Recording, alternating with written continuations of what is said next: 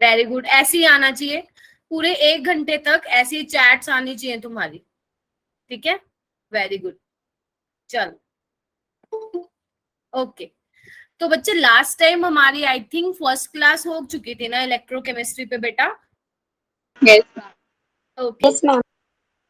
ठीक है, चलो मैं यही पूछना चाहती थी तुम्हें याद भी है कि नहीं है कि फर्स्ट क्लास हो चुकी थी हमारी इलेक्ट्रोकेमिस्ट्री की। तो एक बार ना मैं बता देती हूँ लास्ट टाइम क्या किया था। तो व्हाट वी वर डिस्कसिंग बच्चे, मैंने आपको इलेक्ट्रोकेमिकल, गुड इवनिंग आयुष, तो मैंने आपको क्या किया, ये आयुष भी बहुत सारे, मैं कंफ्यूज हो जाती हूँ कौन सा आयुष है, तो एक बार ना अनम्यूट करके अपनी आवाज सुना दिया करो मुझे, ठीक है? मैम आकृति है वैसे, नाम आयुष के नाम से ज्वाइन कर रखा है। अच्छा अच्छा अच्छा अच्छा, ठीक है ठीक है ठीक है ठीक है, हाँ तुमने लास्ट टाइम भी बताया था, याद आ गया, यस अब याद रहेगा। ठीक, आयुष तुम्हारे ब्रदर का नेम है क्या? Yes ma'am. ओके, हाँ सलिया, ठीक है बेटा। लास्ट वाला लेक्चर समझ में आ गया था सबको? हाँ जी, yes ma'am. Yes ma'am, okay ठीक है, तो सलिया की मान लेते हैं।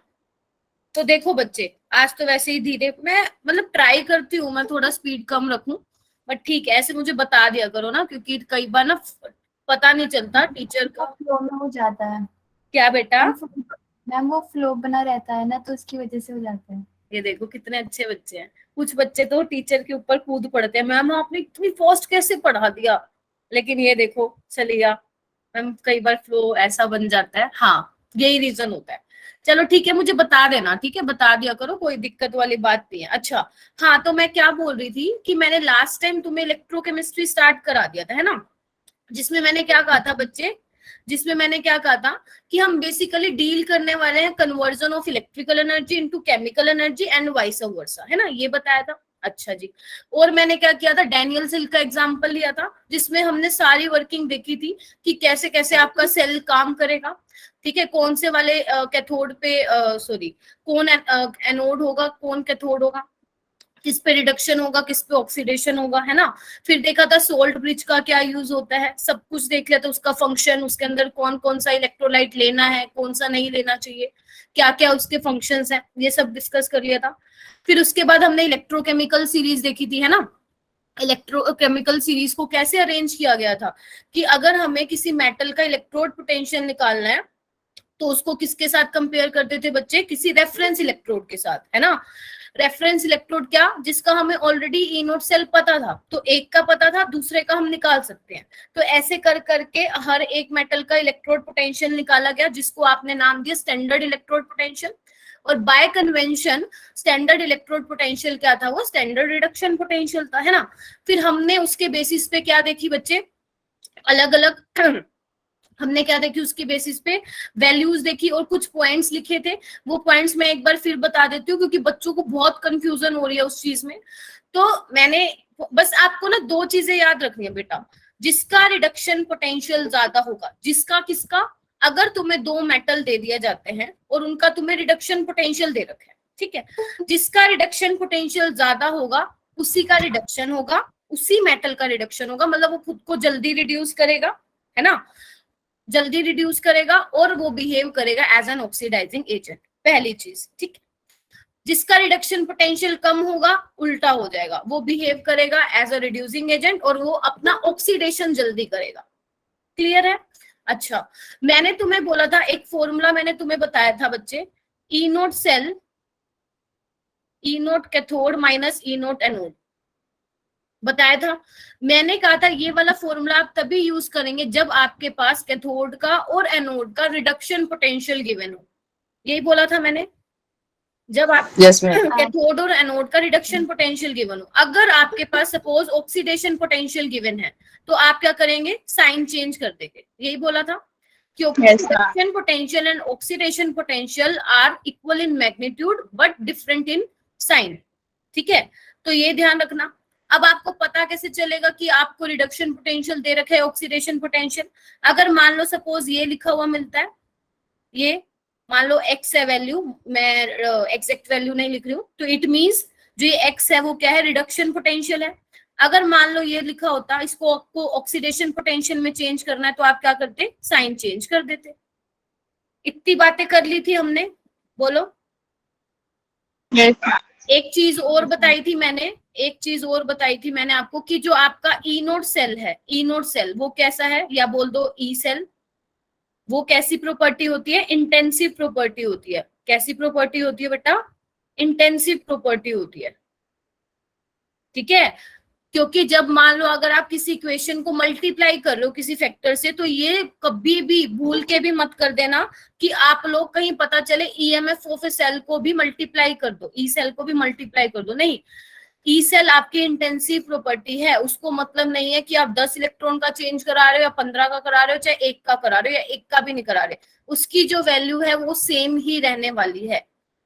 लेकिन डेल्टा जी जो थी आपकी गिब्स फ्री एनर्जी, वो मैंने कहा था एक्सटेंसिव प्रॉपर्टी थी, उसको मतलब होता है कि भैया अमाउंट क्या है। अगर एन आप नंबर ऑफ इलेक्ट्रॉन मान लो 2 से मल्टीप्लाई करो, तो डेल्टा जी की भी जो वैल्यू होगी, क्योंकि डेल्टा जी का फॉर्मूला क्या होता है मैं आज बताऊंगी, ये होता है। तो यहाँ पे एन इन्वॉल्व है, मतलब बेसिकली आपका delta G number of moles of कितने इलेक्ट्रॉन का चेंज हुआ है उस पर डिपेंड करता है। तो डेल्टा जी कैसी प्रॉपर्टी होती है बच्चे, एक्सटेंसिव प्रॉपर्टी होती है। तो ये सब वो है जो मैं आपको लास्ट क्लास में ऑलरेडी बता चुकी हूँ। क्लियर हो गया, एक क्विक रिवीजन हो चुकी होगी आप लोगों की। डेट Yes, बेटा, Yes, डेट ma'am. क्या है, 25 है ना, 26. 26 है, 26. ठीक है। और आपका बैच है B07 फोटोन 2। चलो ओके, तो आज बच्चे हम करने वाले हैं नॉन्स इक्वेशन। देखो आज वाला ना पढ़ाने वाला कम है, और जो एक बोलते हैं ना फॉर्मूले वाली क्लास रहेगी आज ये हमारी, क्योंकि यहीं से न्यूमेरिकल आते हैं। तो हम क्या करेंगे, थोड़ा सा पढ़ेंगे, आई थिंक 20 से 30 मिनट हम पढ़ेंगे थ्योरी, और उसके बाद हम क्वेश्चन की ट्राई। वैसे तो मैंने तुम्हें क्वेश्चंस घर के लिए दिए थे, तो मैं देखूंगी तुम लोगों ने घर से प्रैक्टिस की है या नहीं की है। तो हम अब स्टार्ट करेंगे नॉन्स इक्वेशन से, ठीक है। तो अपना टॉपिक डाल लो बच्चे, नॉन्स इक्वेशन। वैसे मैंने ऑलरेडी लिख रखा था, लेकिन मैं एक बार दोबारा लिख दूंगी। टॉपिक डालो बच्चे, नॉन्स इक्वेशन, बहुत इंपॉर्टेंट है। कर लिया सबने? देखो मैंने क्या किया है, अपनी तरफ से ना कोई भी एक मेटल ले लिया, जनरल, मैंने कोई मेटल का नाम नहीं लिया, उसका मैंने रिडक्शन करा दिया, ठीक है। जो इस रिएक्ट आपको नॉन्स इक्वेशन की डेरिवेशन पे तो बिल्कुल भी जाने की नीड नहीं है, करनी ही नहीं होती है डेरिवेशन, चाहे आपका बोर्ड का लेवल हो, चाहे आपका कॉम्पिटिटिव एग्जाम में जाना हो, नॉन्स इक्वेशन से भैया डायरेक्ट क्वेश्चन आता है, ठीक है। तो आपको उस क्वेश्चन को सोल्व करने के लिए नॉन्स इक्वेशन का पता होना बहुत जरूरी है, और सिर्फ रट्टा नहीं मारना। अगर तुमने नॉन्स इक्वेशन का सिर्फ एक रट्टा मार दिया, E is equal to E naught cell, तो फिर गड़बड़ हो जाएगी, ठीक है। करनी वही इक्वेशन है, लेकिन थोड़ा आइडिया हो कि इसमें क्या क्या चीजें हैं और कैसे कैसे हुआ है ये। तो मान लो बच्चे, अगर मैं इस इक्वेशन के लिए आपकी नॉन्स्ट इक्वेशन लिखूं, तो वो क्या होती है, E cell is equal to, थोड़ा सा, E cell is equal to E naught cell minus minus R T by N F L N product by reactant, product by reactant, ठीक है। पहले तो ये लिखो, फिर मैं बताती हूँ कि इनमें सारी चीजें क्या क्या है। ई सेल क्या है बच्चे, तुम्हारा इलेक्ट्रोड पोटेंशियल है। कई बार पेपर में लिख देते हैं कि भैया ईएमएफ ऑफ सेल निकाल दो या इलेक्ट्रोड पोटेंशियल निकाल दो, तो दोनों में कुछ खास डिफरेंस नहीं है, सिमिलर से है। ई नोट सेल क्या है बच्चे, स्टैंडर्ड, सुनाई दे रहा है ना बेटा सबको, yes ma'am. Yes, ma'am. Standard electrode potential. सुनते जाओ, बहुत इंपॉर्टेंट है ये वाली क्लास, क्योंकि आज हम वो कर रहे हैं जहां से पेपर में आना ही होता है, ठीक है। आर क्या है बेटा, gas constant, gas constant. T क्या है यहाँ पे, टेम्परेचर, टेम्परेचर को ध्यान रखना केल्विन में लोगे, अगर सेल्सियस में तो उसको केल्विन में चेंज करना है। एन क्या है यहाँ पे, number of electrons involve, number of moles मत बोल देना, नंबर ऑफ इलेक्ट्रॉन्स इन्वॉल्व। और एफ क्या है बच्चे, फैराडे Faraday constant. 96500 कूलम, ठीक है। पी क्या है, प्रोडक्ट, आर क्या है, रिएक्टेंट, ठीक है। अच्छा, अगर मैं बोलूं, अगर आपको ln को log में चेंज करना है तो कैसे करते हैं? 2.303 log, ये पता होना चाहिए तुम्हें। अगर आपको ln को log में चेंज करना है तो क्या लिखोगे? 2.303 log लिखोगे। तो क्या मैं इस इक्वेशन को ऐसे लिख दूं क्या? E cell is equal to E naught cell minus 2.303 RT by NF log product by reactant. बोलो हाँ या ना? Yes Yes, ma'am. ma'am. ठीक है, अच्छा। अब हमें नॉइस इक्वेशन की क्या जरूरत पड़ गई थी? हम तो अच्छे भले से इलेक्ट्रोड पोटेंशियल तो हमें पता थे सबके, है ना? आपको ई नोट सेल हर एक मेटल का पता था, तो नॉइस इक्वेशन निकालने की क्या जरूरत पड़ेगी? तो ध्यान से याद करो, जो हम वो ई नोट सेल की वैल्यू देख रहे थे वो स्टैंडर्ड थी। मतलब बेसिकली हर एक मेटल की जो वो ई नोट सेल की वैल्यू थी वो बेसिकली स्टैंडर्ड कंडीशन में निकाली गई थी। स्टैंडर्ड कंडीशन क्या थी बच्चे? कि वहां पे कंसंट्रेशन 1 मोलर ली गई थी मेटल की, और जो टेम्परेचर था वो 298 केल्विन था, और प्रेशर क्या था बच्चे? 1 atm और 1 बार बोल सकते हो आप, है ना? अगर मान लो अगर प्रोडक्ट और रिएक्टेंट की कंसंट्रेशन 1 होती इस केस में, तो 1/1 क्या होता? 1 होता। log 1 तुम लोगों को पता है क्या होता है? log 1 0 होता है, हाँ या ना? Yes ma'am. अगर log 1 0 हो जाता तो ये पूरी टर्म 0 हो जाती, और अगर ये पूरी टर्म 0 हो जाती तो तुम्हारा ई सेल तो भैया ई नोट सेल के बराबर आ जाता। समझ रहे हो? यानी कि जो तुमने जिंक का ई नोट सेल निकाला तो ई सेल भी वही आ जाता अगर तुम कंसंट्रेशन 1 मोलर लिख के चल रहे हो, हाँ या ना? बताओ। तो मैं अगर तुमसे पूछती जिंक का स्टैंडर्ड इलेक्ट्रोड पोटेंशियल तुम्हें -0.73 दे रखा है स्टैंडर्ड रिडक्शन पोटेंशियल, तो मैं तुमसे पूछती ई सेल क्या होगा? ई सेल तो तुम कहते मैम यही होगा, क्योंकि आप तो 1 मोलर पे मेजर कर रहे थे, 1 मोलर पे कर रहे थे ना। तो अगर इस नॉइस इक्वेशन में मैं कंसंट्रेशन को 1 लूं तो log 1 तो 0 हो जाएगा। समझ में आई ना बात? और अगर log 1 0 हो गया तो भैया पूरी टर्म 0, और अगर पूरी टर्म 0 तो ई सेल तो ई नोट सेल के बराबर आ जाएगा। फिर हम क्या दिक्कत है? फिर हम ये नॉइस इक्वेशन लगाने की जरूरत ही नहीं है। तो नॉइस इक्वेशन बेसिकली बच्चे हम किस लिए पढ़ते हैं? मान लो आपको कंसंट्रेशन 1 मोलर नहीं दे रखी, किसी भी मेटल की कंसंट्रेशन 1 मोलर नहीं दे रखी, कुछ और दे रखी है। तो अगर कुछ और दे रखी है तो हम उस केस में ई सेल आसानी से निकाल सकते हैं with the help of noise equation. तो तुम्हें पता लगा कि हम नॉइस इक्वेशन पढ़ क्यों रहे हैं? हाँ जी बोलो। Yes ma'am. कोई बताएगा मुझे क्यों पढ़ रहे हैं नॉइस इक्वेशन? बताओ। ई सेल की वैल्यू किसी भी टेम्परेचर पे और कंसंट्रेशन पे निकाल सकते हैं। वेरी गुड, यानी मैम कि log की वैल्यू हाँ 1 को भी करेंगे। हाँ सलिया बोलो बेटा। मैम log की वैल्यू 1 में लेंगे। नहीं सुनो सुनो सलिया, हाँ प्रतीक्षा ने सही बोला। सलिया मैं कह रही हूँ अगर मान लो तुमने कंसंट्रेशन 1 मोलर ले रखा है स्टैंडर्ड कंडीशन में, स्टैंडर्ड कंडीशन में कंसंट्रेशन 1 मोलर रहती है फिक्स, तो अगर तुम प्रोडक्ट और रिएक्टेंट की कंसंट्रेशन सलिया 1 पुट कर देती हो तो log 1 क्या आ जाएगा? 0। तो ये पूरी टर्म 0 हो जाएगी सलिया, हाँ या ना? Yes ma'am. तो E cell E naught cell के बराबर आ गया। इट मींस अगर मैं तुम्हें बोलूं जिंक का रिडक्शन पोटेंशियल है -0.76, तो बता दो ई सेल क्या होगा? तो तुम कहोगे मैम वो तो सेम होगा क्योंकि आपने 1 मोलर पे उसको मेजर किया हुआ है ना। लेकिन अगर मान लो एग्जामिनर ने बोला कि भैया 1 मोलर नहीं है कंसंट्रेशन, कुछ और है, तो उसके लिए भैया नॉइस इक्वेशन की जरूरत पड़ेगी हमें, जिसकी हेल्प से हम ई सेल निकाल सकते हैं। तो जो आपका ई सेल है सलिया वो किस पे डिपेंड कर रहा है? कंसंट्रेशन पे डिपेंड कर रहा है। समझ रहे हो? जैसे जैसे कंसंट्रेशन चेंज होगी आपकी ई सेल की वैल्यू भी सलिया चेंज होती जाएगी। समझ गए? चलो समझ आना चाहिए। चलो ठीक है, तो इसको मैं कैसे लिख सकती हूँ? -2.303 RT बाय NF। अब देखो प्रोडक्ट क्या है, प्रोडक्ट ये बना हमारा, लिख दो। रिएक्टेंट क्या है बच्चे? ये है, लिख दो। समझ में आया कैसे लिखा? बताओ बच्चा लोग, समझ में आया? प्रोडक्ट बाय रिएक्टेंट है ना, Yes, प्रोडक्ट क्या था? ये था, रिएक्टेंट क्या था? ये था। अच्छा तुमने Yes, एक ना 11th क्लास में ये पढ़ा होगा कि प्योर सॉलिड और प्योर लिक्विड के लिए कंसंट्रेशन 1 होती है, पढ़ा था क्या? Yes ma'am. क्योंकि ma'am. डेंसिटी सेम रहती है उनके केस में, ठीक है, डेंसिटी सेम रहती है इसलिए हम उसकी कंसंट्रेशन में ज्यादा कोई डिफरेंस नहीं आता, कांस्टेंट रहती है, तो हम कहते हैं किसी भी सॉलिड, प्योर सॉलिड और प्योर लिक्विड की कंसंट्रेशन 1 रहती है। तो क्या मैं इसको m को हटा दूं क्या ऊपर से, फिर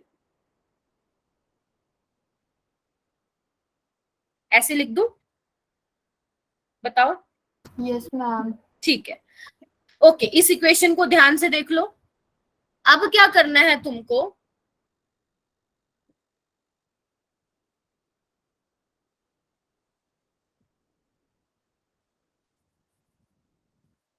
ओके, इतना मैंने तुमको बता दिया। अब देखो बच्चे ध्यान से, क्या होगा, ये इक्वेशन मैंने बता दी। अगर मान लो तुम्हें टेम्परेचर पता चल जाए, अगर तुम्हें टेम्परेचर पता चल जाए, एन की वैल्यू तो नहीं पता होगी जब तक रिएक्शन नहीं देखोगे, और फैराडे की तुम्हें वैल्यू पता है, आर की पता है। ध्यान रखना, इस केस में आर की वैल्यू तुम पुट करोगे बच्चे 8.314 जूल पर केल्विन पर मोल, ठीक है, और 1 फैराडे तुम्हें पता है इतनी वैल्यू होती है। तो अगर बच्चे एग्जाम में, जो कि होता भी है, एग्जामिनर जो है ना, एग्जामिनर जो है जनरली तुम्हें 25 डिग्री सेल्सियस दे के रखता है टेम्परेचर, अगर उसने आपके लिए नॉन्स इक्वेशन का क्वेश्चन डाला हुआ है पेपर में। 99% केसेस में तुम्हें टेम्परेचर 25 डिग्री सेल्सियस ही मिलेगा, ठीक है। अगर 25 डिग्री सेल्सियस मिलता है तो एक काम कर सकते हो आप, टेम्परेचर को यहाँ डायरेक्ट 298 केल्विन पुट करो, फैराडे कांस्टेंट की वैल्यू पुट करो और आर की वैल्यू पुट करो, तो तुम्हारे पास एक डायरेक्ट रिजल्ट आ जाएगा जो तुम्हें याद रखना है। क्या रिजल्ट आएगा? E cell is equal to E naught cell minus 0.059 by n log, अगर मैं इसको जनरल फॉर्म में लिखूं तो प्रोडक्ट बाय रिएक्टेंट। तो ये ऐसी इक्वेशन है बच्चे जो आपको ध्यान रखनी है, और कोई भी नॉन इक्वेशन का क्वेश्चन आएगा आपको फिर ये वाली इक्वेशन उस पे लगानी है। मैम तो तीन सिंप्लीफिकेशन के लिए 0.06 नहीं ले सकते? हाँ, एक बार फिर बोलो ताइमा, क्या बोल रही हो? मैम जैसे n के ऊपर 0.059 दिया है तो 0.06 नहीं ले सकते? हाँ ले सकते हैं, लेना भी है आपको, क्योंकि 0.059 को, हाँ जी, इजी हो जाएगा। हाँ इजी हो जाएगा। सुनो मेरी बात ध्यान से एक बार, बिल्कुल एक अच्छी बात बोली है इसने। इन्होंने ये बोला कि क्योंकि डांस इक्वेशन का तो क्वेश्चन आएगा तुम्हारे एग्जाम में, चाहे बोर्ड का हो चाहे भैया कॉम्पिटिटिव का हो, तो कैलकुलेशन इजी करने के लिए तुम क्या करोगे, 0.059 को अप्रोक्सीमेट 0.06 भी मान सकते हो, ठीक है। ध्यान रखना इस चीज को, ठीक है। अगर आप चाहते हो कि आपकी रिएक्शन होए, अगर आप चाहते हो आपकी रिएक्शन फिजिबल हो, तो ध्यान रखना E cell must be positive. ये आपको मैंने आई थिंक लास्ट क्लास में भी बताया था ना, याद आ रहा है क्या किसी को? मैंने बताया था लास्ट क्लास में कि अगर आप चाहते हो कि आपकी रिएक्शन स्पॉन्टेनियस हो या फिजिबल हो, yes, तो ई सेल मस्ट बी 0, ठीक है, ओके। तो ई सेल मस्ट बी 0 कैसे आएगा कि आपको ये वाली टर्म जो है छोटी रहनी पड़ेगी तभी ये आएगा। वो तो आपको अलग अलग कंडीशन, अगर पेपर में ऐसा क्वेश्चन आएगा तो आपको कंसंट्रेशन दे रखी होगी, तो आप आराम से पुट वगैरह करके देख लोगे कि एमएफ सेल पॉजिटिव आया नेगेटिव। अगर नेगेटिव आता है तो मतलब नॉन स्पॉन्टेनियस है, सेल काम नहीं करेगा, करंट फ्लो नहीं करेगा। अगर पॉजिटिव आता है इट मींस आपकी रिएक्शन स्पॉन्टेनियस है। आगे चलूं, इसको याद रखोगे इक्वेशन को, ठीक है, ओके। अब है बच्चे तुम्हारे पास कंसंट्रेशन सेल। देखो कंसंट्रेशन सेल का ना ऐसा है, तुम्हारे सीबीएसई में तो नहीं है ये वाला टॉपिक, एक सेकेंड, हाँ तुम्हारे सीबीएसई में नहीं है ये कंसंट्रेशन सेल, लेकिन हाँ कॉम्पिटिटिव एग्जाम में इससे आए हुए क्वेश्चन, तो बिल्कुल इजी सा है। अगर ज्यादा डिफिकल्ट होता मैं तुम्हें शायद बताती भी ना, लेकिन इजी से तुम आराम से कर लोगे। अगर अभी तक पढ़ाया हुआ सारा समझ में आ गया ना, तो ये भी आराम से आ जाएगा। ध्यान से सुनो क्या होता है कंसंट्रेशन सेल। देखो कंसंट्रेशन सेल बेसिकली वो सेल होते हैं बच्चे, जब हम, आपको फिगर भी दिखाई दे रहा होगा, जब हम क्या करते हैं, दो इलेक्ट्रोड को, और वो ध्यान रखना दो इलेक्ट्रोड जो है सेम मटेरियल की होती है, 2 इलेक्ट्रोड्स ऑफ सेम मटेरियल, लेकिन दोनों की कंसंट्रेशन अलग अलग होती है, दोनों की कंसंट्रेशन अलग अलग होती है, और उनको जो है एक ही इलेक्ट्रोलिटिक सॉल्यूशन में इमर्ज किया जाता है, डाला जाता है, और ऐसे वाले सेल को हम क्या बोलते हैं, इलेक्ट्रोलिटिक कंसंट्रेशन सेल। कंसंट्रेशन से ही पता चल रहा है कि जो आपने सॉल्यूशन लिया है उसकी कंसंट्रेशन में डिफरेंस आएगा, ठीक है। तो देखो बच्चे ये सेटअप मैंने बना रखा है। सेटअप क्या होता है कि एक ही बीकर में ना बीच में ऐसे पोरस पार्टीशन प्लेट लगी होती है, ठीक है, होता जिसके थ्रू जो है सॉल्यूशन का ट्रांसफर होता है from one side to another side. होता क्या है, दोनों रोड जो है सेम मटेरियल की होती है, ठीक है, कॉपर की भी हो सकती है, एजी की भी हो सकती है, लेकिन मैंने यहाँ पे जिंक की ले रखी है, ठीक है। ये इतना समझ में आ गया ना तुम लोगों को? जिंक की इलेक्ट्रोड ले रखी है, जिंक सल्फेट का सॉल्यूशन है, लेकिन कंसंट्रेशन अलग अलग होगी। सपोज पोरस पार्टीशन प्लेट के इस साइड वाली जो लेफ्ट हैंड साइड है उस सॉल्यूशन की कंसंट्रेशन है C1 और राइट हैंड साइड वाले की है C2। इतना समझ में आया? बोलो हाँ या ना। तो मतलब जो लेफ्ट हैंड साइड है, जो लेफ्ट हैंड साइड है वो एनोड होता है, और तुम्हें पता है एनोड पे क्या होता है बच्चे? ऑक्सीडेशन होता है। कैथोड पे क्या होता है? रिडक्शन होता है। तो अगर मैं यहाँ पे आपको रिएक्शंस लिख के दिखाऊं, फिर से लिख के दिखाती हूँ, क्योंकि ना लिखी हुई चीजें ना कई बार थोड़ा कंफ्यूजन क्रिएट कर देती है। तो इधर देखो बेटा, अगर मैं यहाँ पे एट एनोड पे रिएक्शन लिखूं तो एनोड पे क्या होगा? तुम्हें पता ऑक्सीडेशन होता है। ऑक्सीडेशन किसका होगा बेटा? जिंक का होगा, हाँ या ना? बोलो यही होगा। लेकिन इसकी कंसंट्रेशन कितनी है? C1 है। अगर मैं बोलूं कैथोड पे क्या होगा? कैथोड पे भी भैया जिंक का रिडक्शन होगा, यानी कि Zn2+ से क्या बनेगा बेटा? 2 इलेक्ट्रॉन गेन करके Zn बनेगा। लेकिन कंसंट्रेशन कितनी है इसकी कैथोड की? बताओ, कैथोड पे जिंक आयन की कंसंट्रेशन कितनी है? बताओ। C2। Very good, C2। अगर मैं इसको ऐड कर दूं दोनों हाफ सेल रिएक्शन को, तो क्या बनेगा? Zn से Zn कैंसिल, 2 इलेक्ट्रॉन से 2 इलेक्ट्रॉन गया, तो Zn2+ C2 से कन्वर्ट हो रहा है Zn2+ C1। मतलब इस रिएक्शन में कुछ नहीं हो रहा, कोई केमिकल रिएक्शंस नहीं हो रही हैं, सिर्फ कंसंट्रेशन का अदला बदली हो रहा है। C2 से C1 में जा रहा है, C2 से C1 में जा रहा है, मतलब यहां से यहां जा रहा है। इस इक्वेशन के अकॉर्डिंग तुम्हें पता चल गया होगा। अब आप बोलोगे मैम इसमें क्वेश्चन कैसे आएगा? तो इसमें क्वेश्चन कैसे आएगा मैं बताती हूँ। अगर मैं आपको बच्चे बोलूं कि इसके लिए, इस वाली इक्वेशन के लिए नॉन्स्ट इक्वेशन लिखो, तो तुम लिख सकते हो क्या? हाँ या ना? सारे बच्चों से पूछ रही हूँ, जितने भी यहाँ पे 26 स्टूडेंट्स हैं, क्या इस वाली इक्वेशन के लिए तुम नॉन्स्ट इक्वेशन लिख सकते हो? लगाओ नॉन्स्ट इक्वेशन, लिखो, फिर क्या होगी? E = E0 लिखो और मुझे बताओ कि मैम ये होगी। साइबा, अलका, अंकित, अंकिता, आकृति, दीपांशी भी आ गई, कोमल, प्रेम, शालिनी, करो बच्चे। बाकी सब भी जिनका नाम नहीं लिया वो भी गुस्सा मत होना, मैम मेरा नाम नहीं लिया। इसके लिए नॉन्स्ट इक्वेशन कौन बताएगा? क्या लिखोगे? हैंड रेज करो जल्दी से। काजल, काजल के अलावा और? काजल और? अरे 26 बच्चे, सिर्फ एक बच्चा हैंड रेज करेगा क्या? ऐसा मत करो। आंचल ने किया है, और बेटा अंकित। बच्चे तुम डेली आते हो ना, रिस्पॉन्स दिया करो थोड़ा। ताइबा ने किया, और आकृति ने भी कर लिया। हाँ अंकित बताओ बेटा, बताओगे क्या? कैसे लिखोगे इसके करस्पॉन्डिंग नॉन्स्ट इक्वेशन? देखो मैं हमेशा डेली डेली नहीं पूछती हूँ, तुम्हें भी पता है, क्योंकि आज मुझे पता है मेरा टॉपिक छोटा है और मैंने आगे आपको न्यूमेरिकल कराना है, इसलिए मैं बीच बीच में से पूछ रही हूँ तुमसे, ठीक है, ताकि मुझे ये भी पता लग जाए कि कौन सा बच्चा एक्टिव होके बैठा भी है या नहीं बैठा। हाँ अंचल बताओ। Ma'am, E cell is equal to E naught of cell minus 0.059 by 2 log Zn2+ C1 upon Zn2+ C2. Very good. सारे एग्री करते हो आंचल से? बताओ सारे एग्री करते हो क्या? ओके, तो यही बोला आंचल ने जो मैंने यहाँ लिखा है।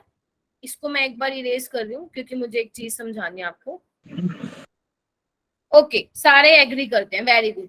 तो E = E0 cell minus 0.0591 by n। n क्या होगा? 2 इलेक्ट्रॉन का इन्वॉल्व हुआ है, राइट? तो आप इसको 2 कर सकते हो, log C1/C2। क्योंकि ध्यान रखना, अगर आप प्रोडक्ट ऊपर लिख रहे हो, ध्यान से सुनना, अगर आप प्रोडक्ट की कंसंट्रेशन लिख रहे हो, हाँ अंकित, 2.303 RT/F सोल्व करने से 0.059 आता है, बट टेम्परेचर उसके लिए मेक श्योर करना कि 25 डिग्री सेल्सियस दे रखा हो, अगर 25 डिग्री सेल्सियस से अलग दे रखा होगा तो वैल्यू भी अलग आएगी, ठीक है।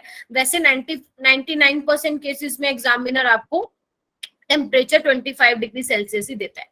हाँ, तो मैं क्या कह रही थी, क्योंकि आप ऊपर प्रोडक्ट की कंसंट्रेशन लिख रहे हो तो ध्यान रखना, जब आप माइनस का साइन लगाते हो ना तो प्रोडक्ट की कंसंट्रेशन ही ऊपर आती है। अगर आपने गलती से इसको प्लस कर दिया ना तो फिर भैया इसको भी उल्टा करना पड़ेगा। बहुत स्टूडेंट्स मैंने देखे हैं जो इसमें गड़बड़ करके आ जाते हैं, क्योंकि इससे आपका ग्राफ भी आता है, इससे आपके ग्राफ के क्वेश्चंस भी आते हैं।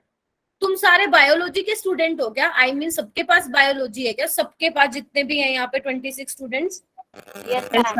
ओके, ठीक है। और मैं आपको बता दूं बच्चे, नीट में ना बिल्कुल भी डिफिकल्ट क्वेश्चन नहीं आते हैं। अगर आप सोचते हो कि बायो का सबसे ज्यादा मतलब आप लोग बायो का अटेम्प्ट करते हो ना पहले पेपर, तो अगर आप बोलोगे कि maths, sorry I am so sorry, क्या बोलूं, फिजिक्स और केमिस्ट्री में से अगर आप बोलोगे किसका ज्यादा स्कोरिंग रहता है, तो मैं बोलूँ केमिस्ट्री का। इसलिए नहीं कि मैं केमिस्ट्री पढ़ाती हूँ, बट ये फैक्ट है। इनफैक्ट आप फिजिक्स वाले टीचर से बोलोगे ना, वो भी बोलेंगे केमिस्ट्री स्कोरिंग रहता है, ठीक है। तो अगर बायो के बाद मैं बोलूं तो केमिस्ट्री स्कोरिंग है, तो आपको जो चीजें पढ़ा रही हूँ वो छोड़ के नहीं जाना। कोई बात नहीं सलिया, कोई बात नहीं, कोई बात नहीं है, ठीक है। अच्छा, अब एक बात बताओ, क्या मैं यहाँ पे ये लिख सकती हूँ क्या, ई नोट सेल 0 होगा? अगर मैं आपको एक फिर से डायग्राम की शक्ल दिखाऊं तो सोच के बताओ, मैंने ए नोट सेल 0 क्यों लिखा है? ई नोट सेल 0 क्यों लिखा मैं बोलूं, मैं बताऊं क्या? दोनों का रिडक्शन पोटेंशियल सेम है। Very good, very good. Ankit ने भी बोला, शाबाश, प्राउड ऑफ यू। नहीं नहीं Deepanshi, temperature will be provided to you बच्चे, क्योंकि EMF of a cell is also dependent on temperature. Temperature तो होगा बच्चे, टेम्परेचर तो होगा। मैंने कहा अगर टेम्परेचर अलग दे रखा होगा तो आपको आर टी एफ की वैल्यू फिर अलग से पुट करनी पड़ेगी, लेकिन एग्जाम में ऐसा नहीं पूछा जाता है। टेम्परेचर जो है 298 केल्विन पे पूछा जाता है। फिर भी आप एक बार चेक कर लेना अगर क्वेश्चन आएगा तो पेपर में, कि टेम्परेचर 298 केल्विन ही है ना भैया, ठीक है। तो अंकित और आंचल ने बोला कि मैम दोनों इलेक्ट्रोड आपने जिंक लिया, तो मतलब दोनों का electrode potential E naught cell same रहेगा। तो अगर सेम रहेगा तो E naught cell, E naught cathode minus E naught anode क्या आ जाएगा? 0 आ जाएगा। तो ध्यान रखना, ये डायरेक्ट क्वेश्चन पूछा जाता है कि for concentration cell E naught की वैल्यू क्या होती है। मतलब इनडायरेक्टली पूछते हैं। एग्जामिनर क्या करता है ना, आपको ना बड़ा सा न्यूमेरिकल दे देता है कंफ्यूज करने के लिए, और एक छोटी सी जगह उसने लिख रखा होता है कंसंट्रेशन सेल है ये, और वहां पे पूछ रखा होता है भैया ई नोट सेल की वैल्यू क्या होगी। तो वहां पे जिस बच्चे ने अगर कंसंट्रेशन सेल पढ़ रखा है तो वो 5 सेकंड में वो क्वेश्चन कर देगा और टिक मार्क लगा के आ जाएगा कि भैया ई नोट सेल 0 होता है। अगर किसी ने नहीं पढ़ रखा तो वो घूमता ही रह जाएगा, अलग अलग सॉल्व करता रह जाएगा। तो अगर बच्चे ई नोट सेल यहाँ पे 0 हो गया तो क्या मैं बोल सकती हूँ क्या ई सेल क्या हो जाएगा? Minus 0.059 by N log C1 by C2, हाँ या ना? बोलो। Yes, ma'am. अच्छा, 2 बच्चे कहाँ गए? अच्छा, मैंने कहा था for the reaction to be spontaneous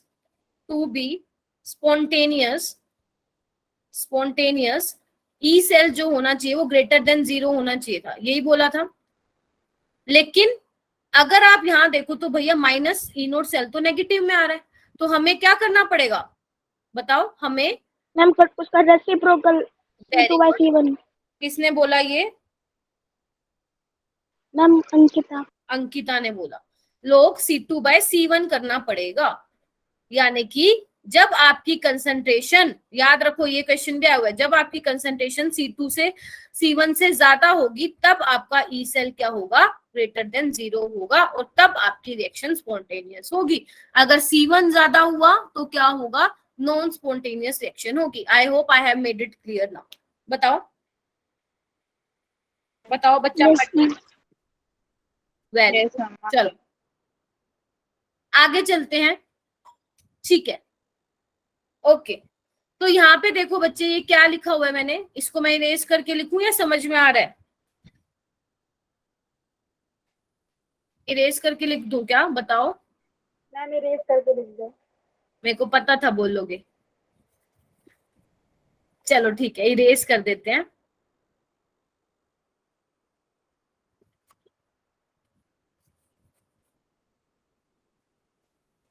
अच्छा चलो एक काम करते हैं बच्चे, अभी मैं आपसे बात कर रही हूँ इक्विलिब्रियम कांस्टेंट की। लास्ट स्लाइड दिखाती हूँ एक बार, रुको। ये लो मैत्री, नोट्स में आपको सेंड कर दूंगी रात में बेटा, ठीक है? ये अभी कर दूंगी, अगर क्लास जल्दी ओवर हो जाती है तो मैं अभी कर दूंगी। यहाँ देखो, अब हम बात करने वाले हैं बच्चे इक्विलिब्रियम कांस्टेंट की, केसी की बात करने वाले हैं। तो मान लो मैंने आपको ना ये रिएक्शन लिख के दी, जिंक प्लस कॉपर 2+ से चेंज हो रहा है जिंक 2+ और कॉपर में। तो मैं आपको कहती हूँ कि बेटा इस रिएक्शन के लिए ना नॉन्स्ट इक्वेशन लिख दो, तो तुम फटाक से लिख दोगे कि E is equal to E naught cell minus 0.0591 by N log zinc by copper. लिख दोगे हाँ या ना? अच्छा लिख दोगे ना सारे के सारे? Yes ma'am. अगर मैं आपसे बोलूं कि आप इक्विलिब्रियम चैप्टर में केसी कैसे निकालते थे, आप बोलते थे मैम केसी होता था प्रोडक्ट बाय रिएक्टेंट होता था, और अगर उसके आगे कोई कोफिशिएंट है तो वो पावर में चला जाता था, ऐसे ही लिखते थे ना। तो अगर मैं इस रिएक्शन के लिए केसी की वैल्यू लिखूं इक्विलिब्रियम कांस्टेंट की, तो वो क्या आएगा? Zn2+ बाय कॉपर 2+, क्योंकि प्योर सॉलिड के लिए तो तुम भैया 1 लेते हो कंसेंट्रेशन। तो क्या मैं इस इक्वेशन को ऐसे लिख सकती हूँ क्या? E cell is equal to E naught cell minus 0.0591 by N log of KC, हाँ या ना? बोलो यस मैम। सारे बोलो, सारे बोलो। Very good very good. अच्छा ठीक है, एक हमने ना, तुम केमिकल काइनेटिक्स में एक चीज पढ़ते हो, आप बोलते हो केमिकल काइनेटिक्स के फर्स्ट पेज में ही पढ़ते हो ये चीज कि ना, अगर मान लो रिएक्टेंट से तुम प्रोडक्ट में जा रहे हो, मतलब आप रिएक्टेंट से प्रोडक्ट में ला रहे हो, तो बेसिकली क्या होता है, टाइम के साथ रिएक्टेंट की कंसंट्रेशन चेंज होती है और प्रोडक्ट की कंसंट्रेशन बढ़ती है। पढ़ते हो ये लोग? पढ़ते हो तुम? पढ़ते हो ना? मान लो स्टार्टिंग में आपका रिएक्टेंट है 5 मोलर, तब तक प्रोडक्ट नहीं बना था, और कुछ टाइम बाद भैया वो आपने रिएक्शन स्टार्ट करी, तो सपोज वो 2 मोलर रह गया और प्रोडक्ट जो है 3 मोलर बन गया। तो टाइम के साथ क्या होता है, कंसंट्रेशन रिएक्टेंट की तो डिक्रीज होती है और प्रोडक्ट की कंसंट्रेशन बढ़ती है। तो ऐसे ही अगर मैं यहाँ पे बात करूं, और मैंने आपको गैल्वेनिक सेल में भी बताया था कि जैसे जैसे रिएक्शन आगे होगी तो जिंक 2+ की कंसंट्रेशन बढ़ेगी और Cu2+ की कंसंट्रेशन कम होगी। याद है? मैंने फर्स्ट क्लास में बताया था, तुम लोगों को बताया था ना? चलो याद है तो बहुत अच्छी बात है, नहीं है तो अभी याद रख लो कि Zn2+ की कंसंट्रेशन क्या होती, बढ़ रही थी, क्योंकि सॉल्यूशन में पॉजिटिव चार्ज आ रहा था, और जबकि वहां पे क्या हो रहा था, कैथोड में कॉपर डिपॉजिट हो रहा था, लेकिन कॉपर आयन की कंसंट्रेशन कम हो रही थी। तो मान लो ये क्या है, आपका कॉपर की कंसंट्रेशन कम हो रही है टाइम के साथ और जिंक की कंसंट्रेशन बढ़ रही है।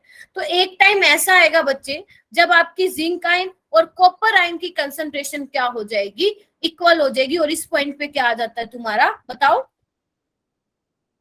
बताओ? इक्विलिब्रियम आ जाता है। और अगर दोनों की कंसंट्रेशन भैया सेम हो जाएगी तो क्या तुम्हारा सेल काम करेगा, हाँ या ना?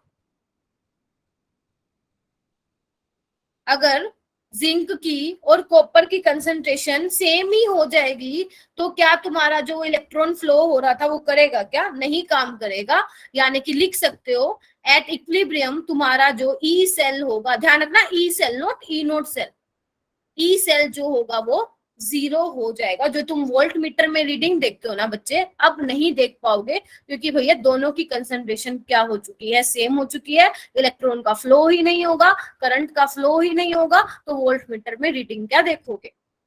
तो अगर मैं बोलूं तुम्हें कि एट इक्विलिब्रियम ई सेल 0 हो जाएगा, तो तुम्हारी फाइनल इक्वेशन क्या आएगी बच्चे?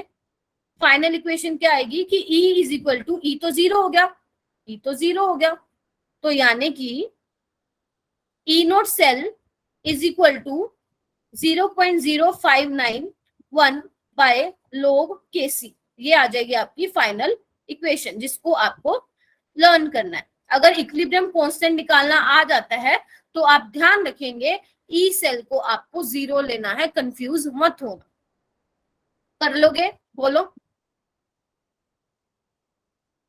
Yes ma'am. सारे कर लोगे? शाबाश। Yes, ma'am. ये तो तब पता लगेगा ना जब न्यूमेरिकल हाथ से निकाल लोगे। इक्वेशन तो मुझे पता है तुम रट लोगे अच्छे से, फॉर्मूला का सॉलिड वाला रट्टा मार लोगे, लेकिन पता वहां चलेगा जब सामने क्वेश्चन आएगा। इसलिए मैं बोलती हूँ क्वेश्चन की प्रैक्टिस करो। कहाँ पे बेटा -0.0591 आएगा बेटा? आंसर बोल रहे हो क्या सलिया? सलिया, अच्छा साइबा। नहीं बच्चे, ऐसे कैसे आंसर निकाल दिया? मैंने यहाँ पे मेंशन थोड़ी ना कर रखा है कि केसी की क्या वैल्यू आई। जब केसी की वैल्यू पता चलेगी तभी ई नोट सेल निकाल पाओगे ना बेटा, ठीक है? तो बच्चे देखो दो चीजों में गलती करते हैं। एक तो वहां गलती करते हैं कि उनको एन की वैल्यू ही नहीं पता होती कि एन की वैल्यू क्या होगी, है ना? तो आपको उसका भी ध्यान रखना कितने इलेक्ट्रॉन का चेंज आ रहा है। तो आई होप कि ये वाली इक्वेशन अब आपको याद रहेगी। उसके बाद देखो बच्चे यहाँ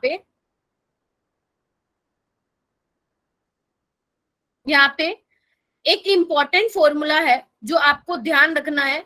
कैसे आया हमें बिल्कुल मैटर नहीं करता कि कैसे आया, क्योंकि हमें अभी मतलब है फिलहाल हमें क्वेश्चन सोल्व करना है, एग्जाम में आएगा तो ध्यान रखना बच्चे, जो change in Gibbs free energy होता है ना, वो किसके इक्वल होता है?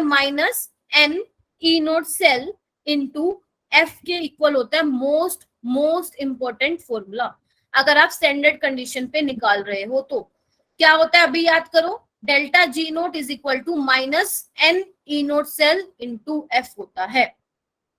अब मैं एक बार फिर आपको बता रही हूँ डेल्टा जी क्या होता है, बोलते जाओ। Change in Gibbs energy.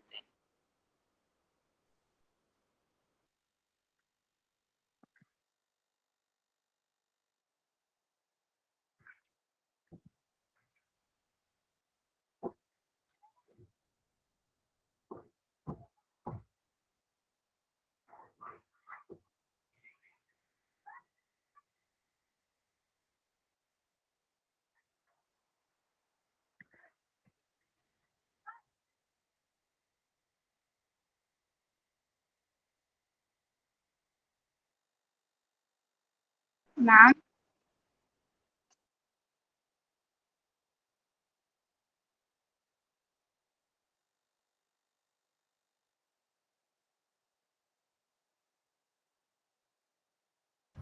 Hello, आवाज आ रही है क्या? yes, ma'am. ये क्या हो गया, माइक कैसे बंद हो गया भाई? कब हुआ था माइक ऑफ? अभी हुआ है क्या? Yes, ma'am. बस अभी हुआ। हाँ भाई बता दिया करो, ऐसे मैं तो बोलती रहेगी, तुम्हें समझ में नहीं आएगा। चलो ठीक है, अच्छा ठीक है, ओके ओके ओके। हाँ अंकित, मैं बोल रही थी आपको बेटा कि जो ये वाली कैसे बनता है ना, इसमें आप वो लेते हो वर्क डन से आता है ये वाला फॉर्मूला। अगर आप चाहते हो देखने तो आप इसको किसी स्टैंडर्ड बुक से देख सकते हो, वहां पे इसको मिल जाएगा। लेकिन अगर आप चाहते हो कि मैं तो अभी फिलहाल एग्जाम की तैयारी कर रहा हूँ, मुझे इतना टाइम नहीं है इसकी डेरिवेशन देखने का, तो आप डायरेक्ट फॉर्मूला ही याद रखेंगे। और मैं बाकी सबको भी बोल रही हूँ कि फॉर्मूले पे फोकस करो। अगर फिर भी किसी के पास किसी को देखना है तो वो जाके देख सकते हैं, उसको किसी भी स्टैंडर्ड बुक में से मिल जाएगा, ठीक है? ओके, तो याद रखना बच्चे, जूल बाय कूलम जो होता है वोल्ट होता है। तो अगर मैं बोलूं कूलम इंटू वोल्ट क्या होगा? जूल होगा। तो यानी कि बच्चे जो आपकी डेल्टा जी नोट की वैल्यू आएगी ना, जब आप ई नोट सेल की वैल्यू और एफ की वैल्यू पुट करोगे तो आपकी जो वैल्यू आएगी डेल्टा जी की वो जूल में आएगी। लेकिन पेपर में क्या होता है, एग्जामिनर कई बार क्या पूछता है, किलो जूल में निकाल दो। तो आपको पता है 1 किलो जूल में कितने जूल होते हैं? 10⁻³ जूल होते हैं। और 1 जूल में कितने होते हैं? 10⁻³ किलो जूल। तो जो आपका आंसर आएगा ना उसको आप 1000 से डिवाइड करेंगे और आपका फाइनल फिर जो डेल्टा जी की वैल्यू है वो किलो जूल में आ जाएगी। क्लियर? बताओ, आवाज फिर गई क्या मेरी? मेरी वॉइस आ रही है क्या सबको? Yes, ma'am. अरे बोल दिया करो, मैं तो डर जाती हूँ फिर। अच्छा, इससे पहले मैंने एक फॉर्मूला लिखवाया तुम्हें अभी, ये वाला एट इक्विलिब्रियम पे मैंने एक तुम्हें फॉर्मूला लिखवाया कि E naught cell 0.059 by n log kc, यही लिखवाया। अगर मान लो मैं इस इक्वेशन को थोड़ा सा चेंज कर दूं तो ये लिख सकती हूँ क्या, RT by NF ln KC, बोलो लिख सकती हूँ क्या, यस मैम। लिख सकती हूँ ना, चलो चलो ठीक है लिख सकती हूँ। तो यहाँ देखो, अगर मैं NF को इधर ले जाऊं left hand side, cross multiply करूं तो क्या हो जाएगा, RT ln KC, और ये क्या है माइनस डेल्टा जी है, तो मैं इसको लिख दूं क्या, minus delta G note RT ln KC। या आप इस एक काम करो, इस माइनस को यहां लगा दो, बताओ हाँ या ना। तो एक फॉर्मूला आपका ये वाला बन गया डेल्टा जी का, और एक ये वाला फॉर्मूला बन गया। केसी क्या है, इक्विलिब्रियम कांस्टेंट है। आर तुम्हें पता ही है क्या है, गैस कांस्टेंट है। टी क्या है, टेम्परेचर है। क्लियर है, बताओ हाँ जी बोलो, यस मैम। सारे बोल दो, सारे बोल दो, क्या बोलोगे, वेरी गुड, शाबाश।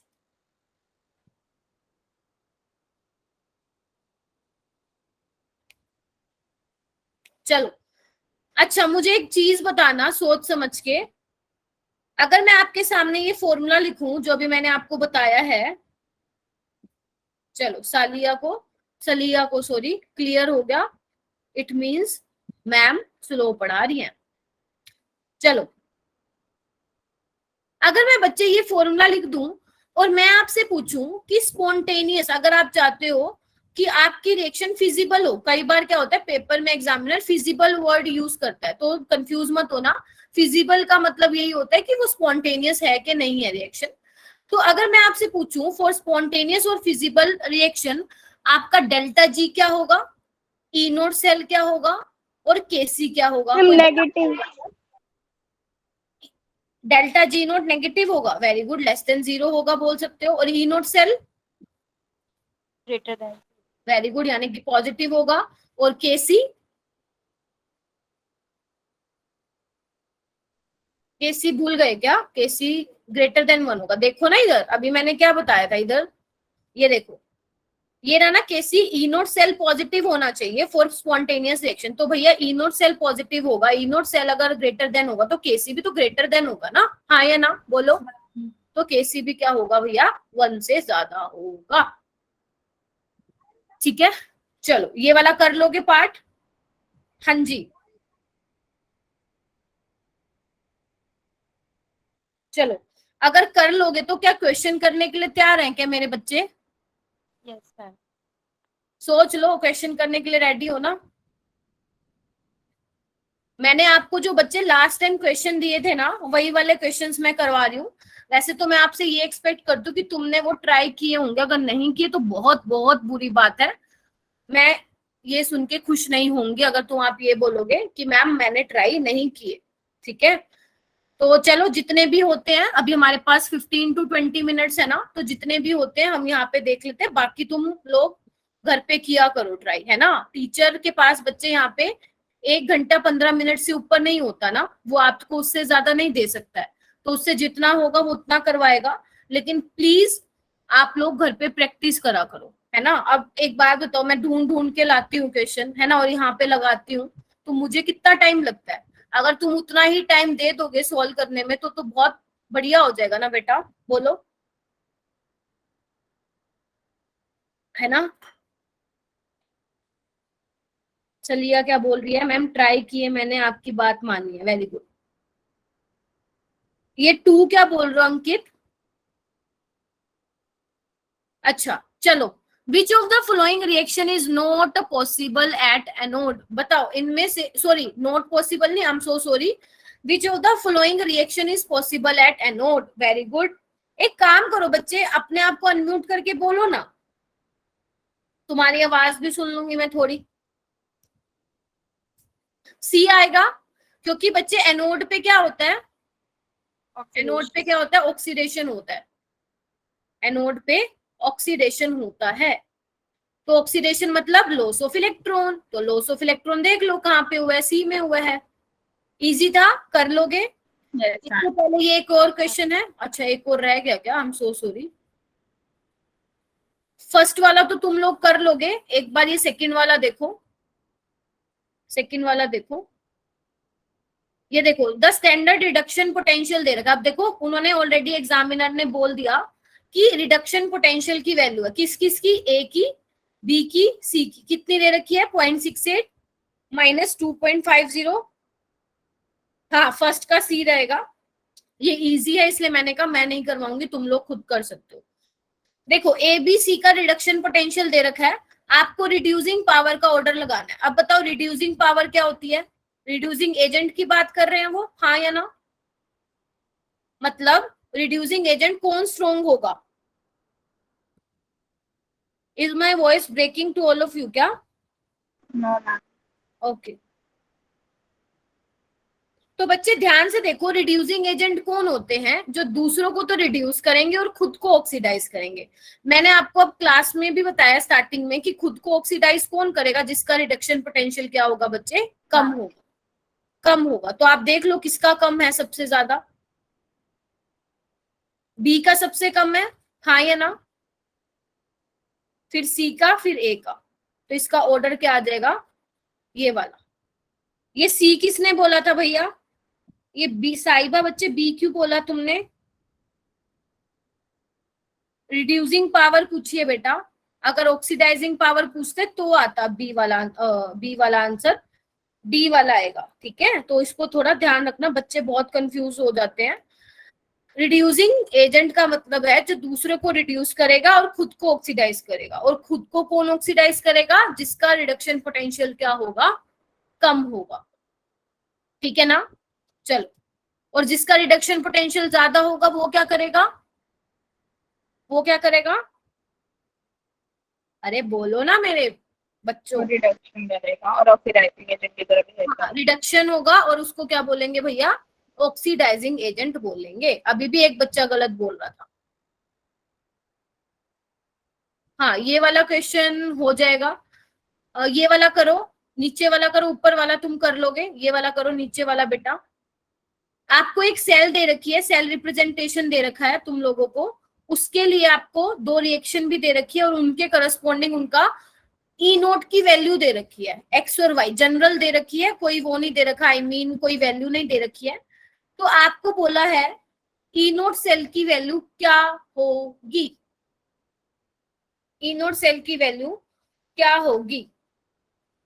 कैसे करोगे बेटा ये? करो इसको सॉल्व, अगर किसी ने घर पे किया है तो, जिसने नहीं किया अब यहीं कर लो कम से कम।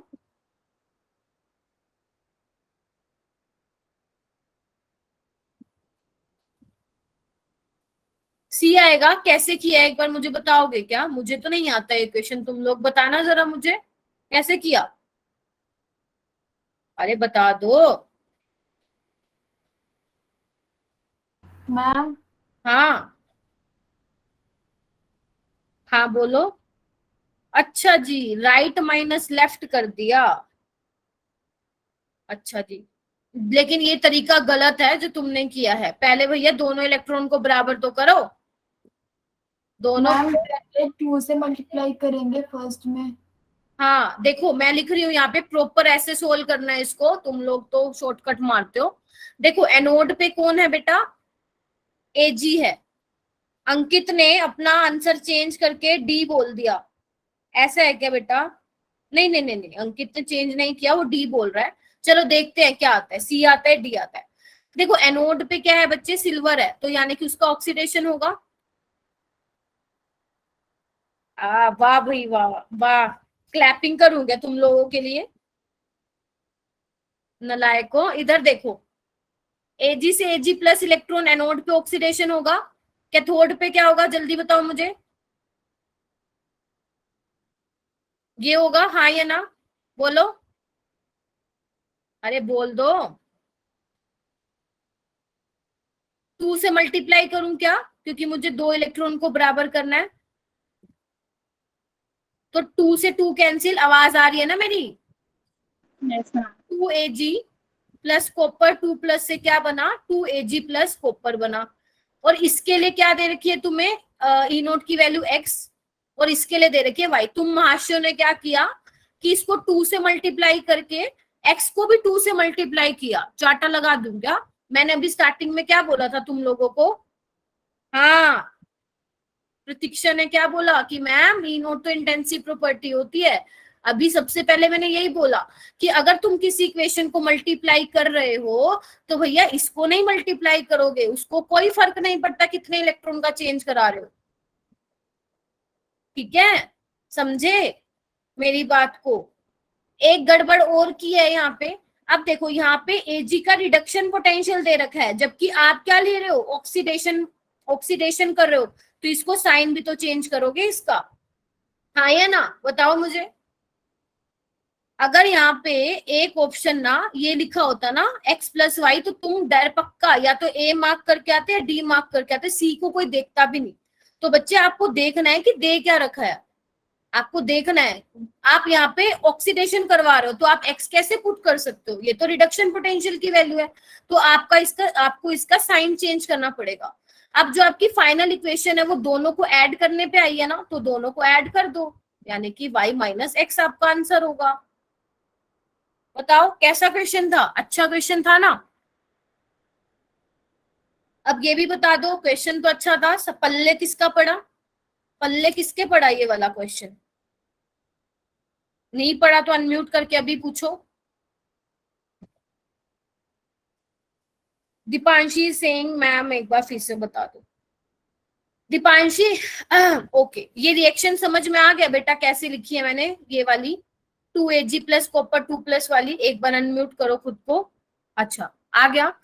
चलो, आपने Ag का क्या करवाया बेटा? ऑक्सीडेशन कराया है, लेकिन यहाँ पे आपको Ag का क्या दे रखा है? रिडक्शन पोटेंशियल दे रखा है। तो मैंने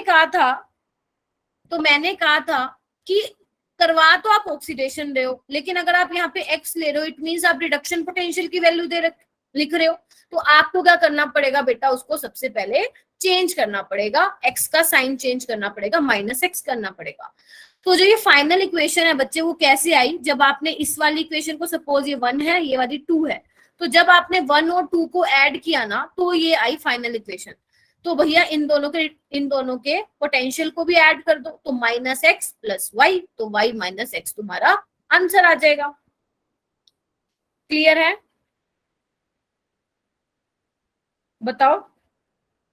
ये क्वेश्चन ना आप ऐसे भी कर सकते थे, अगर आपको ये पता होता ना कि 2 से इसको मल्टीप्लाई नहीं करना, तो डायरेक्टली ये तो तीनों वैसे ही कैंसिल हो जाते, डायरेक्ट आप सी भी मार्क कर सकते हो। चलो ये वाला क्वेश्चन करो, ये वाला करो बच्चे। ई नोट निकालना है आपको, सॉरी ई नोट दे रखा है आपको। हाफ सेल रिएक्शन के लिए आपको इस वाली इक्वेशन के लिए ई नोट निकालना है। कैसे निकालोगे? जल्दी बताओ, कौन बताएगा?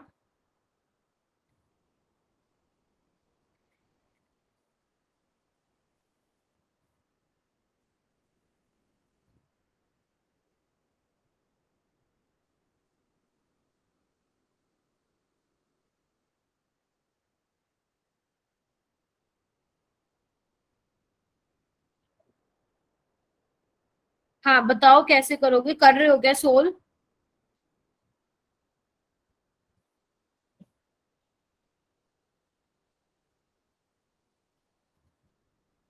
हाँ बताओ कोई। अरे तुम लोग मुझसे बात क्यों नहीं करते? मेरे को एक बार बोलो तो सही। एक भी स्टूडेंट नहीं बोलता कि मैम कैसे करना है, ताकि मुझे पता तो चले कि आप अप्रोच कैसे कर रहे क्वेश्चन को। अब तुम आंसर तो मान लो सही बता दोगे, मान लो तुम आंसर मुझे सही बता रहे हो, लेकिन मुझे ये कैसे पता चलेगा कि तुम क्वेश्चन को अप्रोच कैसे कर रहे हो बेटा?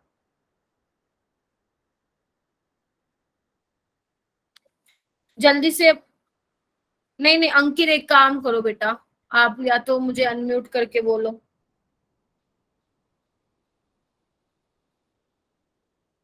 ई नोट सेल क्या होगा? ई naught cathode minus E naught anode. अब तुम मुझे ये बताओ कैथोड क्या है यहाँ पे? कैथोड कौन सा है? जिंक वाला या आयरन वाला? जिंक वाला या आयरन वाला? कौन कैथोड की तरह बिहेव करेगा? जिंक वाला। वेरी गुड, क्योंकि जिंक का रिडक्शन पोटेंशियल क्या है? ज्यादा है। Very good. और एनोड का माइनस कर दोगे तो कितना आंसर आ जाएगा?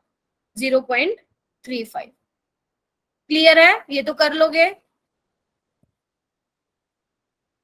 या ये वाला क्वेश्चन करो, ये मैंने क्लास में भी करवाया था तुम लोगों को। बच्चे लीव क्यों कर रहे हो? 26 बच्चे थे, 21 रह गए, 5 बच्चे कहाँ चले गए? ये वाला क्वेश्चन करो, ये वाला घर के लिए, क्योंकि मैं ऑलरेडी क्लास में डिस्कस कर चुकी थी। और ये वाला भी तुम कर लोगे, आपको कुछ नहीं करना। फंक्शन पूछ रखा है सोल्ट ब्रिज का। तुम्हें पता है कि टैन और अनायंस का फ्लो होता है from one solution to another, electrical neutrality को मेंटेन करता है, लेकिन इलेक्ट्रॉन का फ्लो नहीं होता। और आपसे यही पूछा है कि इनमें से कौन सा फंक्शन नहीं है सोल्ट ब्रिज का। ये वाला करो क्वेश्चन, ये वाला आपका जेई में आया हुआ है।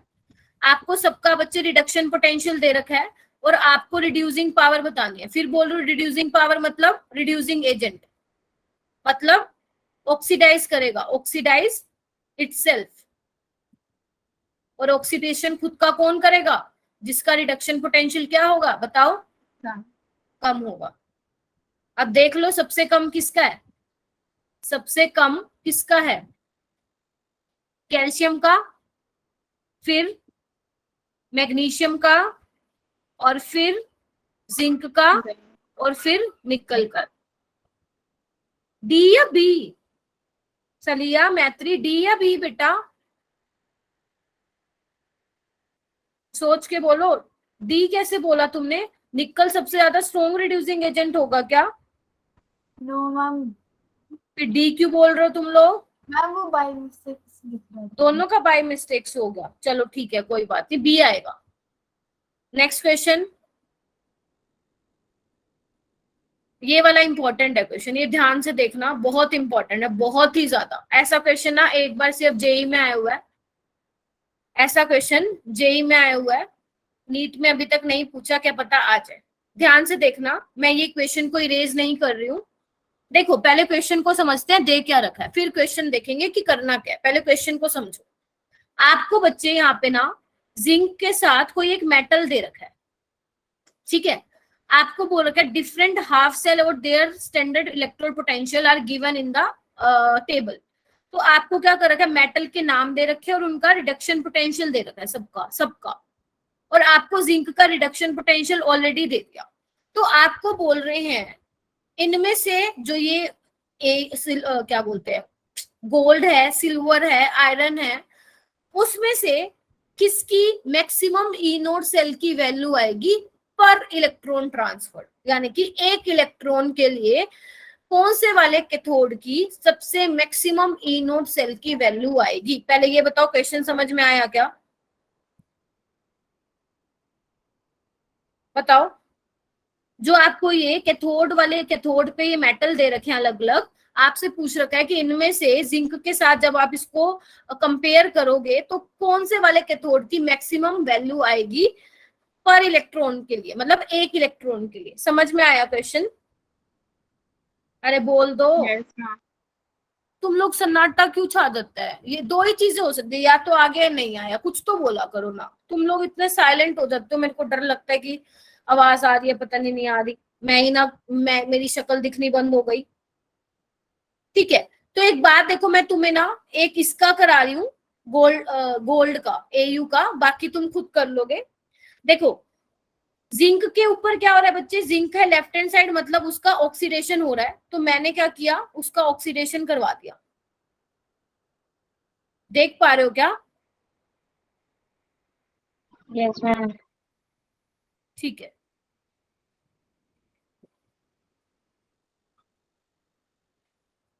ठीक है। अच्छा, और इसके साथ जो मेटल है मैंने माना वो गोल्ड है, तो मतलब उसका रिडक्शन हो रहा है। और कितना है? Au3+ से Au में चेंज हो रहा है, यानी कि ये वाली रिएक्शन आएगी। और दोनों का रिडक्शन पोटेंशियल तुम्हें ऑलरेडी दे रखा है 1.40। जिंक का तुम्हें रिडक्शन पोटेंशियल दे रखा है, ध्यान से सुन लो। जिंक का तुम्हें रिडक्शन पोटेंशियल दे रखा है, लेकिन तुम्हें निकालना क्या है? तुमने इक्वेशन किसके लिए लिखी है? ऑक्सीडेशन के लिए लिखी है, तो उसका साइन चेंज करके उसका रिडक्शन पोटेंशियल लिख लेना। इतना क्लियर हुआ? पहले बताओ। Yes, ma'am. Yes, ma'am. अच्छा ठीक है, यहाँ पे 3 इलेक्ट्रॉन का आएगा ना, गेन होगा।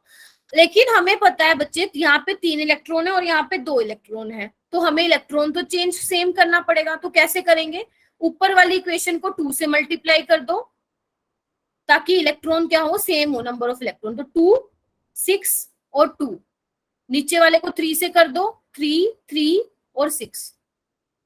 देख पा रहे हो क्या? और जो फाइनल इक्वेशन बनेगी तुम्हारी ये वाली बनेगी, ये वाली बन गई, हाँ या ना? अगर तुम्हें इस इक्वेशन के लिए ई नोट सेल निकालना है तो तुम कैसे निकालोगे, दोनों को ऐड करके करोगे, क्योंकि दोनों इक्वेशन को ऐड करने से ही आई थर्ड वाली इक्वेशन। तो 1.40 और 1.76 को जब तुम ऐड करोगे बच्चे तो आंसर क्या आएगा, 2.16। पहले तो ये बताओ इतना समझ में आया कि नहीं आया, फिर मैं आगे बताऊं। ये आ गया मैम। जो ये ई नोट सेल की, क्या दोबारा बताऊं? हाँ जी, नो मैम आ गया। ठीक है। तो मैं क्या बोल रही थी, जो ई नोट सेल की वैल्यू आई है वो कितने इलेक्ट्रॉन के लिए आई है, 6 इलेक्ट्रॉन के लिए आई है, हाँ या ना? Yes ma'am. लेकिन निकालना किसके लिए है, 1 इलेक्ट्रॉन के लिए। तो 1 इलेक्ट्रॉन के लिए क्या आ जाएगा, 2.16/6 0.36। ऐसे ही आप हर किसी के लिए निकाल सकते हो, सिल्वर के लिए, Fe3+ Fe2+ के लिए और इसके लिए। तो जब आप बच्चे हर एक की वैल्यू निकालोगे ना तो आप देखोगे जो सिल्वर वाला केस है उसमें सबसे ज्यादा मैक्सिमम वोल्टेज आएगी, यानी कि मैक्सिमम ई नोट सेल की वैल्यू आएगी। कर लोगे? Yes ma'am. Yes ma'am. Okay, ये वाला क्वेश्चन करो। सबका रिडक्शन पोटेंशियल दे रखे और इस बार आपसे ऑक्सीडाइजिंग पावर पूछ रखी है, मतलब कौन सा स्ट्रॉन्ग ऑक्सीडाइजिंग एजेंट होगा, मतलब जो अपने आप को क्या करेगा, रिड्यूस करेगा, जो अपने आप को रिड्यूस करेगा। इट मींस जिसका रिडक्शन पोटेंशियल क्या होगा बेटा, बोलो। Very good. तो देख लो सबसे ज्यादा किसका है, सबसे ज्यादा कोबाल्ट का है, फिर उसके बाद यानी कि ये ऑप्शन तो हो ही नहीं सकते बी और डी, या तो ए होगा या सी होगा, बी होगा। अरे बी कैसे होगा बेटा, ऑक्सीडाइजिंग, तुम लोग क्यों कंफ्यूज हो रहे हो इतना? ऑक्सीडाइजिंग पावर का मतलब क्या है, स्ट्रॉन्ग ऑक्सीडाइजिंग एजेंट कौन होगा, जो दूसरों को ऑक्सीडाइज खुद को रिड्यूस करेगा। और खुद को रिड्यूस कौन करेगा, जिसकी रिडक्शन पोटेंशियल की वैल्यू ज्यादा होगी। तो कोबाल्ट की सबसे ज्यादा है, फिर किसकी है, फिर किसकी है? ए भी तुम गलत बोल रहे हो, ए भी तुम गलत बोल रहे हो, सी आएगा। कोबाल्ट के बाद लेड की है, फिर सीरियम की है और फिर बिस्मथ की है। ये फंसा देंगे तुम्हें क्वेश्चन अगर ऐसे आ गए तो, ऐसे बोर्ड में भी आने लग गए हैं क्वेश्चन, अगर तुम्हें पता हो तो। अब क्या करोगे तुम, घर जाके अगर ऐसे क्वेश्चंस में तुम्हें डाउट हो रहा है ना, घर जाके 3 से 4 क्वेश्चन की ऐसे प्रैक्टिस करोगे जब तक तुम्हें अच्छे से ना आ जाए ये वाले क्वेश्चन।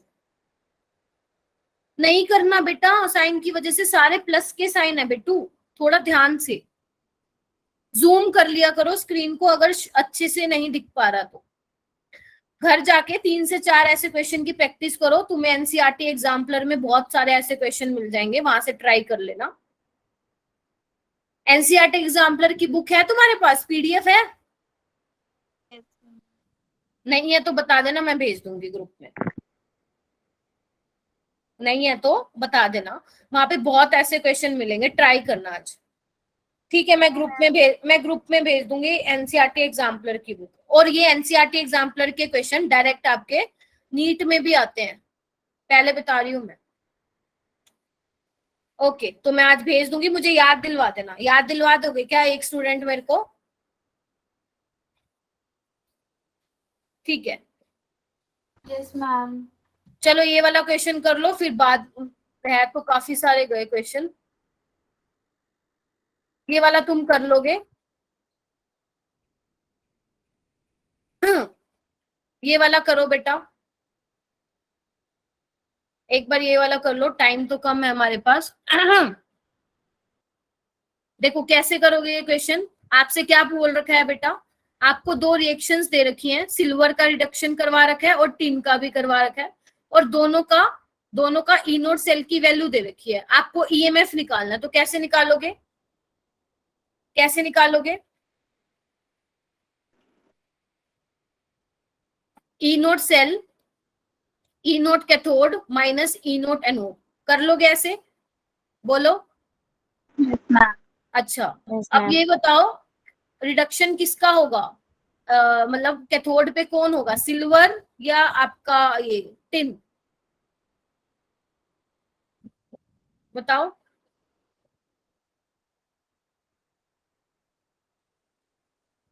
बताओ बेटा,